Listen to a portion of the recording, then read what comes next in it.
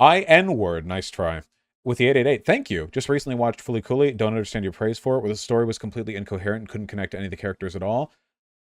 Nice try getting me stun locked, but I'm going to be brief with this one. I'm gonna be brief. The story is highly metaphorical, but it's not incoherent. It's a coming-of-age story that's about the relationship between Naota and the people in his life, his waylaid sense of maturity, and the bad things that happen to him and the way he grows from it.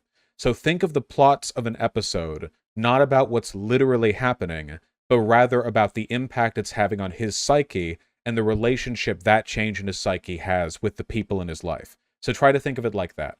If you reading a wiki page that has a plot synopsis of every Fooly Cooly episode, like line by line, would be nonsensical. But if you try to understand it as like a stream of consciousness expression of feeling, I think it's a lot more interpretable. Yeah. Somniostatic is right. Symbolism is shown literally. So whereas a lot of cowards embrace subtlety, you see, in Fooly Cooly, if something is symbolic, they will literally just flash through it, animation-wise.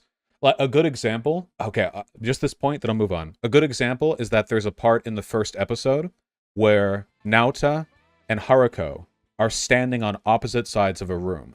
They're having an argument, so there's about 20 feet between them, right? Is everyone following? I wish I had visuals for this, but I'll just try to describe it.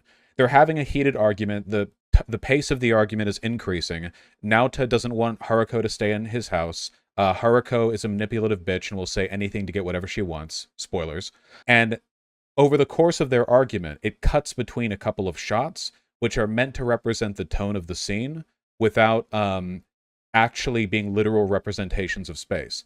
So there are very very quick flashes where Haruko is all of a sudden right in front of Naota with a hand on his shoulder, or where he's decapitated and holding his head, or where he's slumped to the ground, like 2 frames, 3 frames in the middle of the conversation.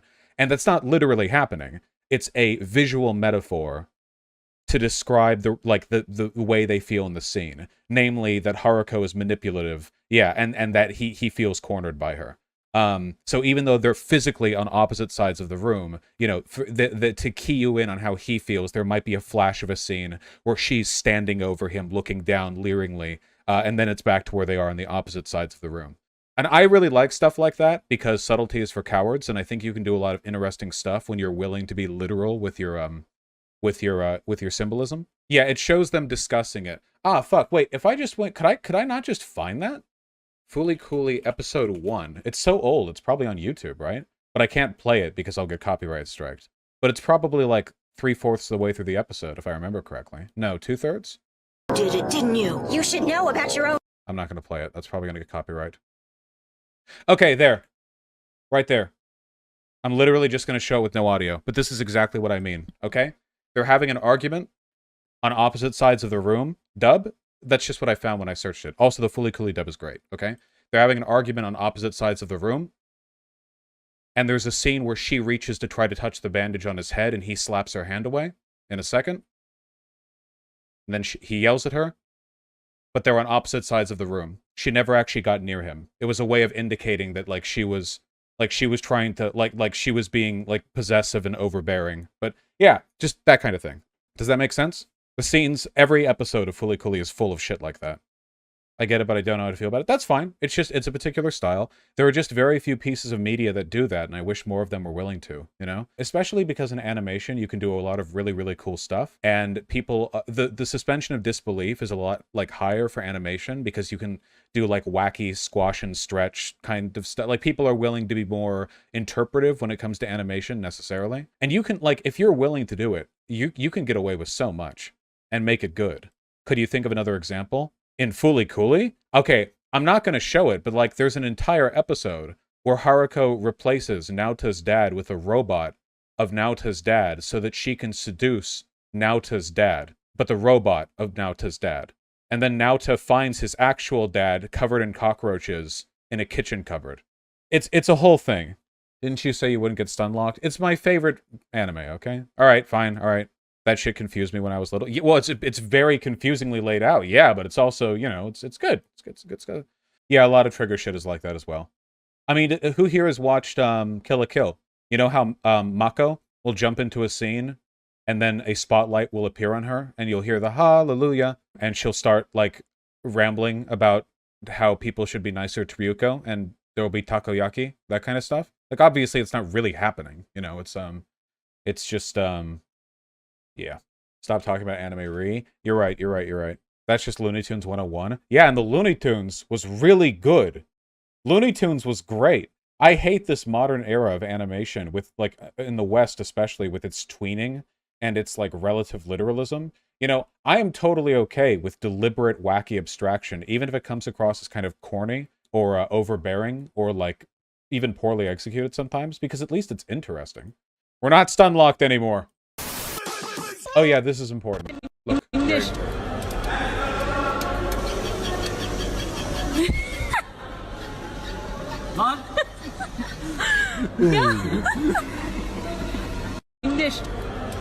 I found that while browsing Twitter. I thought that was important.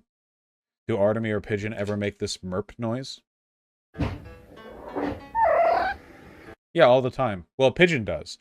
Artemy doesn't very often, but Pigeon will do it, like, anytime you do anything with her. Like, you'll walk up to her and she'll do it and then stretch, or if she's lying next to you in bed, you can, like, poke her and she'll do it and then stretch, and yeah. Cat activation noise. Honk.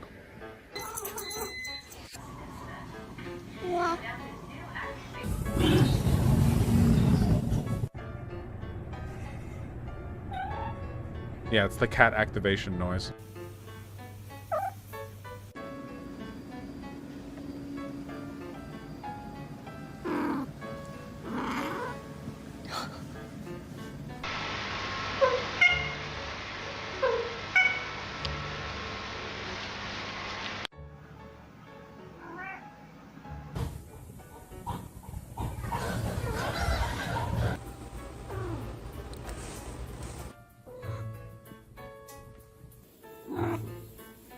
All right.